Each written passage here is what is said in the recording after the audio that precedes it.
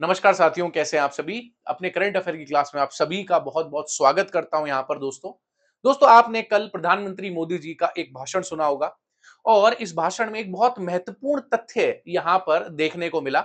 और वो तथ्य क्या था? इनके द्वारा कहा गया एक कथन, शांति के लिए सामर्थ्य बहुत जरूरी है, या यूं कहें कि शांति की रक्षा के लिए सामर्थ्य बहुत जरूरी है, अपने आप में एक बेमिसाल कथन है। दोस्तों, जैसा कि आपको पता है कि भारत हमेशा से लड़ाई और युद्ध के खिलाफ रहा है। हमने हमेशा शांति को, प्यार को, मोहब्बत को सबसे ऊपर माना है। और आपने ये भी आपको जानते होंगे कि भारतीय इतिहास में कभी ऐसा कोई युद्ध या कोई लड़ाई नहीं हुई जिसकी शुरुआत भारत के द्वारा की गई। तो हम लोग सिर्फ और सिर्फ प्यार और मोहब्बत में ही विश्वास करते हैं। परंतु अगर कोई भी दुश्मन देश भारत की ओर आंख उठाकर देखेगा तो उसको मुंह तोड़ जवाब देने का काम भी भारत के द्वारा बहुत आसानी से किया जा सकता है।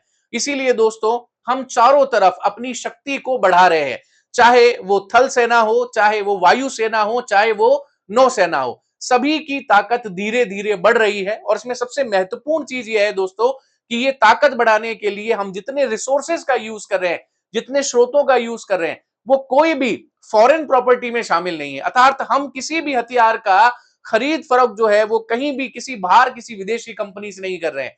दोस्तों, ये सारी चीजें भारत स्वदेशी तरीके से निर्माण कर रहा है, कम लागत के साथ निर्माण कर रहा है, बेहतर तकनीक के साथ निर्माण कर रहा है, आधुनिक तकनीक के साथ निर्माण कर रहा है। और दोस्तों, यही एक कदम है जो भारत को धीरे धीरे क्या कर रहा है? आत्मनिर्भर बना रहा है। तो आइए बात करते हैं कि आखिर हम आत्मनिर्भर किस प्रकार से बन रहे हैं। तो दोस्तों, ये एक बहुत महत्वपूर्ण और अच्छी खबर है पूरे भारतवासियों के लिए कि अब नौसेना को 3 नए युद्धपोत सौंपे जाएंगे।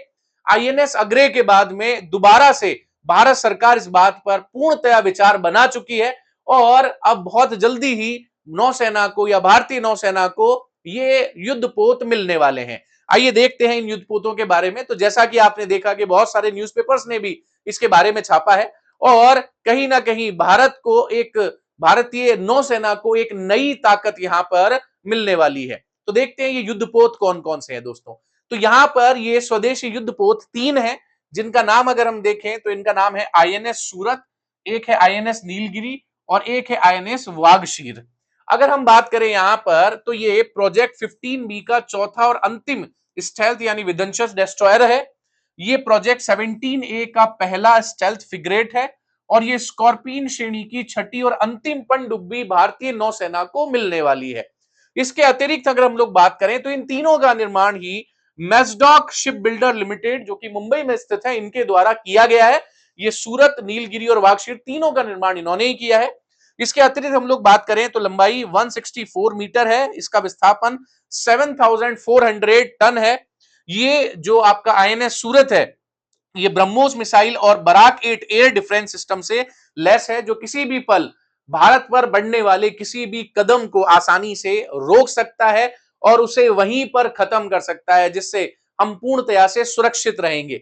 अगर हम बात करें आईएनएस नीलगिरी के बारे में तो इसमें आधुनिक रडार और सेंसर तकनीक लगी हुई है। ये पनडुब्बी रोधी युद्ध यानी एएसडब्ल्यू की क्षमता से है और ये नेटवर्क सेटिंग युद्ध प्रणाली से युक्त है, यानी किसी भी तरह से भारत की ओर बढ़ने वाला दुश्मन, चाहे वो पनडुब्बी में हो या और अन्य किसी, छुप कर अगर वार करना चाहेगा तो ये उसे आसानी से क्या करेगा? दबोच लेगा और खत्म कर देगा। इसके बाद है आईएनएस वागशीर। ये पनडुब्बी है, प्रोजेक्ट 75 के तहत निर्मित है। ये स्टेल्थ तकनीक से लैस है, दुश्मनों के जहाज और पनडुब्बियों को निशाना बनाने में बहुत हद तक सक्षम है। इसके अतिरिक्त हम लोग बात करें यहां पर तो यहां पर आपको दिखाई दे रहा होगा कि जो इसकी जो स्टेल्थ तकनीक है उसका मतलब क्या होता है? स्टेल्थ तकनीक का मतलब ऐसे जहाज, ऐसी पनडुब्बियां जो कि रडार पर बहुत कम दिखाई देते हैं, जो कि आसानी से कहीं भी छुपकर काम कर सकते हैं, उनको स्टेल्थ तकनीक कहा जाता है। ये रडार पर कम दिखाई देते हैं, दुश्मन के लिए पहचानना कठिन होता है। इसके अलावा हमारी इन सभी पर बहुआयामी युद्ध क्षमता है, सतह से सतह हमला कर सकते हैं, वायु रक्षा, पनडुब्बी रोधी अभियान भी यहां से चलाया जा सकता है। इसके अलावा सबसे महत्वपूर्ण चीज जो इन तीनों के अंदर है वो है स्वदेशीकरण। ये मेड इन इंडिया है सारी की सारी। तो भारत कई उपकरण उपकरण भारत में निर्मित है। आत्मनिर्भर भारत और अभियान को मजबूत बनाते हुए ये तीनों आईएनएस यहां पर दिखाई दे रहे हैं। इसके अतिरिक्त हम लोग बात करें यहां पर तो भारत के लिए जो सामरिक महत्व है वो क्या है? वो ये है कि आईएनएस सूरत, आईएनएस नीलगिरी, आईएनएस वागशीर, इन तीनों की वजह से हिंद महासागर में हमारी जो शक्ति है वो और ज्यादा बढ़ जाएगी। भारत दुनिया के सबसे महत्वपूर्ण समुद्री व्यापार मार्गों की निगरानी आसानी से कर सकेगा।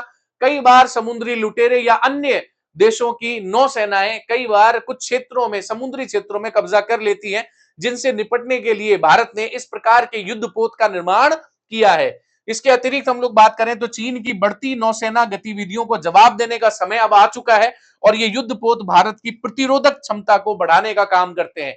जैसा कि बेसिकली हम बात करें तो हम सबके अंदर एक इम्यूनिटी सिस्टम होता है और ये इम्यूनिटी सिस्टम हमारे द्वारा अच्छे खाने से बढ़ाया जाता है। उसी प्रकार से भारत के लिए भी जो एक इम्यून सिस्टम है वो कौन है, वो सब ये युद्धपोत है। ये सारी चीजें हैं जो भारत को हर प्रकार से सुरक्षा में जो है सुरक्षा को आगे बढ़ाने का काम करती है। इसके अतिरिक्त हम लोग बात करें तो ब्लू वाटर नेवी का लक्ष्य है भारत वैश्विक स्तर पर संचालन करने वाली शक्तिशाली नौसेना बनाने की दिशा की ओर आगे बढ़ रहा है। तो कहीं ना कहीं नौसेना के लिए और भारत के लिए गौरवपल पूर्ण है। इसके अलावा हम लोग बात करें तो प्रधानमंत्री नरेंद्र मोदी जी ने एक संदेश दिया है सभी भारतीय वासियों को और कहा है कि हम शांति चाहते हैं और शांति की रक्षा के लिए शक्ति का होना आवश्यक है। अगर हम बात करें तो केवल कूटनीति या बल्कि मजबूत सैन्य क्षमता भी राष्ट्रीय सुरक्षा की आधारशिला मानी जाती है। कहने का मतलब यह है कि अगर हम किसी दूसरे पर आक्रमण नहीं कर रहे हैं परंतु खुद को हम इतना मजबूत कर लेंगे कि अगर कोई भी हमारी तरफ आंख उठा के देखेगा तो उसे नहीं छोड़ा जाएगा। तो शांति, जैसा कि मैंने आपको बताया, हमारी हमेशा से प्राथमिकता रही है, लेकिन सुरक्षा और शक्ति हमारी पहचान और हमारी जिम्मेदारी है। तो ये एक ऐसा कथन जो है प्रधानमंत्री मोदी जी के द्वारा जो है वो दुनिया भर के जो हमारे लोग हैं उन सभी को संदेश दिया गया है और ये कहीं ना कहीं भारत के एक बहुत महत्वपूर्ण शक्ति प्रदर्शन को दोस्तों दर्शाता है। इसके अतिरिक्त हम लोग बात करें तो हमारे स्टेट पीएससी और यूपीएससी के लिए कुछ महत्वपूर्ण तथ्य यहां पर देखे जा सकते हैं। जैसे हम लोग बात करें यहाँ पर आईएनएस सूरत के बारे में तो ये प्रोजेक्ट 15 भी डिस्ट्रॉयर के तहत आता है। आईएनएस नीलगिरी प्रोजेक्ट 17A फ्राइजेट के अंतर्गत आता है। आईएनएस वागशीर जो है प्रोजेक्ट 75 स्कॉर्पियन सबमरीन के तहत आता है, इसको याद रखिएगा। इसके अलावा इन सभी का निर्माण कौन कर रहा है, मडगांव जो डॉक कंपनी है वो कर रही है।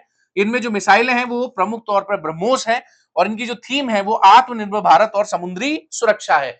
ये वो पॉइंट्स हैं जो कई बार एग्जाम्स में पूछे जाते हैं।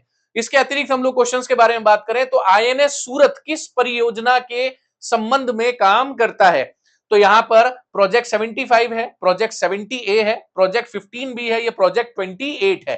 तो दोस्तों हमने जस्ट अभी यहां पर पढ़ा कि आईएनएस सूरत किस पे काम करता है, 15B डिस्ट्रॉयर पे काम करता है। तो यहां पर आंसर क्या होगा आपका, सी आंसर सही होगा।